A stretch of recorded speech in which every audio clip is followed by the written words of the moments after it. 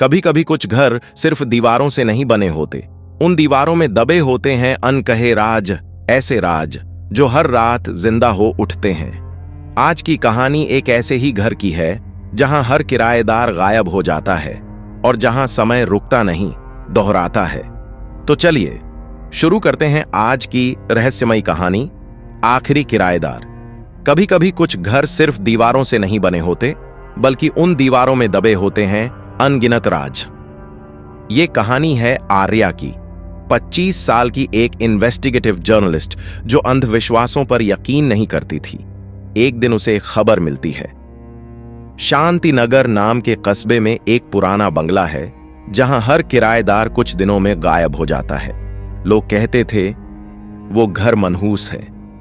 आर्या को लगता है ये तो बस डर फैलाने वाली बातें हैं, और वो उस घर को किराए पर ले लेती है। पहली रात सब कुछ सामान्य था, पर जैसे ही घड़ी ने 2:03 बजाए, घर में सन्नाटा छा गया। खिड़कियां अपने आप बंद हो गईं। दीवार पर लगी पुरानी घड़ी उल्टी दिशा में घूमने लगी। आर्या ने टॉर्च उठाई, देखा कि कमरे के कोने में एक पुरानी लकड़ी की कुर्सी अपने आप हिल रही है। वो डर गई, पर खुद को समझाया शायद हवा का झोंका होगा। अगली सुबह जब वो घर की सफाई कर रही थी, सीढ़ियों के नीचे उसे एक पुरानी तस्वीर मिली। तस्वीर 100 साल पुरानी थी, पर उसमें खड़ी लड़की बिल्कुल आर्या जैसी दिख रही थी। उस तस्वीर के नीचे लिखा था, किराएदार नहीं लौटते क्योंकि वो कभी गए ही नहीं। आर्या अब डरने लगी थी। उसने तस्वीर पुलिस को दिखानी चाहिए, लेकिन कस्बे वालों ने उसे मना किया। मैडम, उस घर का नाम भी मत लो, वो जगह जिंदा नहीं है। पर आर्या नहीं मानी। उसने एक कैमरा लगाया ताकि वो रात की हर एक्टिविटी रिकॉर्ड कर सके। रात 2:03 घड़ी ने वही साउंड की, और कैमरे में दिखा कोई साया सीढ़ियों से नीचे उतर रहा था। धीरे धीरे उसके हाथ में वही तस्वीर थी। अगली सुबह उसने रिकॉर्डिंग देखी, पर उसमें कुछ सेकंड मिसिंग थे। वो टाइम था 2:03 से 2:06 तक, यानी ठीक 3 मिनट जो हर रात गायब हो जाते थे। अब आर्या को समझ आने लगा, इस घर में समय रुका हुआ नहीं, बल्कि दोहराया जा रहा है। वो तस्वीर की लड़की कौन थी और क्यों उसकी शक्ल आर्या से मिलती थी? इसी सवाल ने आर्या को और गहराई में धकेल दिया। आर्या को घर की पुरानी अलमारी में एक डायरी मिली, किसी आराध्या नाम की लड़की की।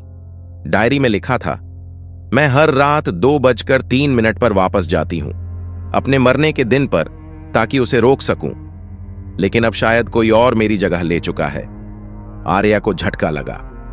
आराध्या, वही लड़की जो तस्वीर में थी। मतलब वो किसी टाइम लूप में फंसी थी, और अब शायद आर्या भी उसी में फंस चुकी थी। उस रात उसने सपने में देखा वो घर जल रहा है और एक लड़की चिल्ला रही है, वो मेरी गलती नहीं थी। अचानक नींद खुली तो सामने वही लड़की खड़ी थी, चेहरा आधा जला हुआ, आंखों में आंसू और नफरत। वो धीरे से बोली, अब तुम्हारी बारी है, और आर्या बेहोश हो गई। अगली सुबह आर्या किसी और ही कमरे में उठी। वो घर वैसा नहीं था। दीवारें नई थीं, फर्नीचर पुराना, और खिड़की से बाहर उसने देखा साल 1923 लिखा बोर्ड लगा था। आर्या समय में पीछे चली गई थी।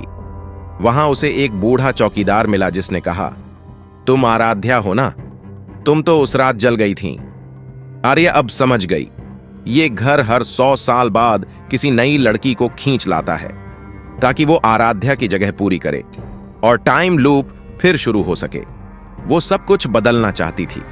2:03 बजने से पहले उसने वही घड़ी तोड़ दी। अचानक घर में भयंकर आवाजें गूंजने लगीं, रोशनियां बुझ गईं, और वो लड़की फिर सामने आई। आर्या चिल्लाई, अब ये चक्र खत्म होगा। घड़ी गिरकर टूट गई और पूरा घर राख में बदल गया। कस्बे वालों को अगले दिन उस जगह पर एक जली हुई घड़ी मिली, जिसकी सुइयां हमेशा के लिए 2:03 पर रुकी थीं। पर उस राख के बीच एक कैमरा भी था, जिसमें किसी की आखिरी आवाज रिकॉर्ड थी।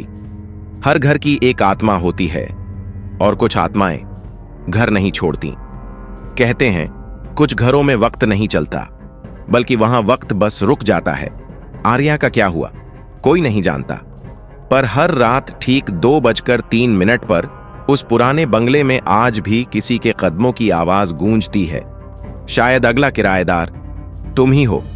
अगर ये कहानी आपको पसंद आई तो लाइक करें, कमेंट में लिखें क्या आप उस घर में एक रात रहना चाहेंगे, और सब्सक्राइब करें वर्सटाइल विजन्स को, क्योंकि यहां हर कहानी में छुपा है एक राज।